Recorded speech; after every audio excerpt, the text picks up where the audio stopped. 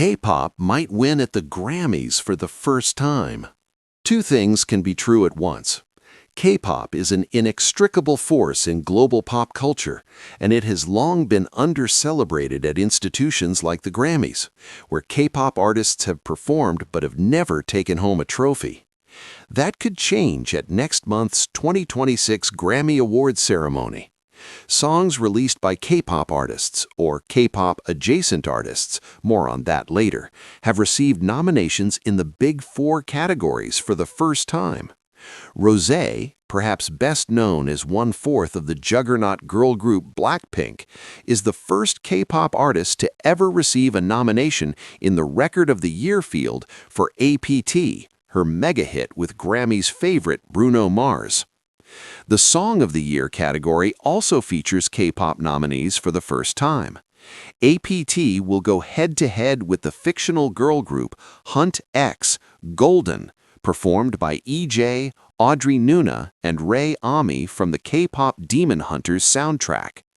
And the girl group Cat's Eye, the brainchild of HYBE, the entertainment company behind K-pop sensation BTS and countless other international acts, fashioned in the image of the K-pop idol system, has been nominated for Best New Artist. It depends on who you ask. Areum Jong, assistant professor of Korean studies at Arizona State University and author of K-pop fandom, performing Dioku from the 1990s to today, says the majority of these nominations strike her more as a deterritorialized, hybrid idea of K-pop, instead of a recognition of K-pop. While Rosé was recruited and trained under the K-pop system, and while APT does contain some motifs from the Korean drinking game, Jong says the song does not feel like a localized K-pop production. Same with Cat's Eye, who was trained and produced under HYBE but marketed more toward Western fans and listeners. Jong says that both APT and Cat's Eye's Gabriella, both of which will go head-to-head with Golden in the pop duo group performance category, seem less K-pop than other K-pop songs that could have been nominated over the years. She argues the same is true for the music of K-pop Demon Hunters.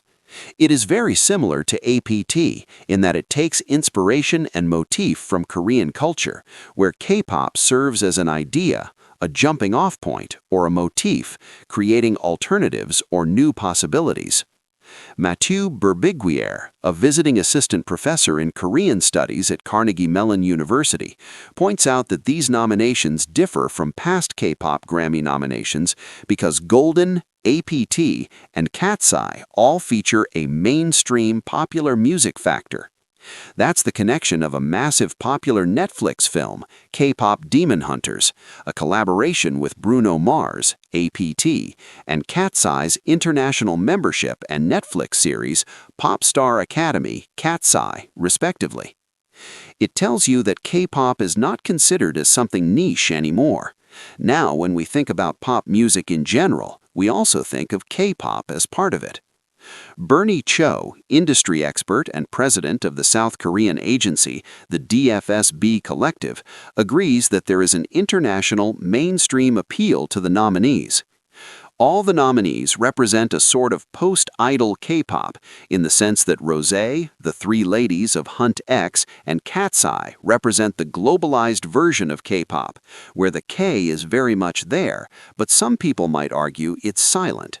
The songs are not necessarily for Korea, by Korea, from Korea, just kind of beyond Korea. It's a celebration and testament to how diverse and dynamic K-pop has become. For years, the Recording Academy has snubbed K-pop acts that have set record-breaking standards such as BTS, 17, and Stray Kids, argues Jong. I think one of the main reasons is that the Western world is still so resistant to non-English lyrics. It does not surprise me that APT and Cat's Eye's music, which mainly contain English lyrics and seem less K-pop, were nominated, she continues. Berbiguier adds that is a reflection of K-pop nowadays, like trends, the fact that there's less and less Korean and more English.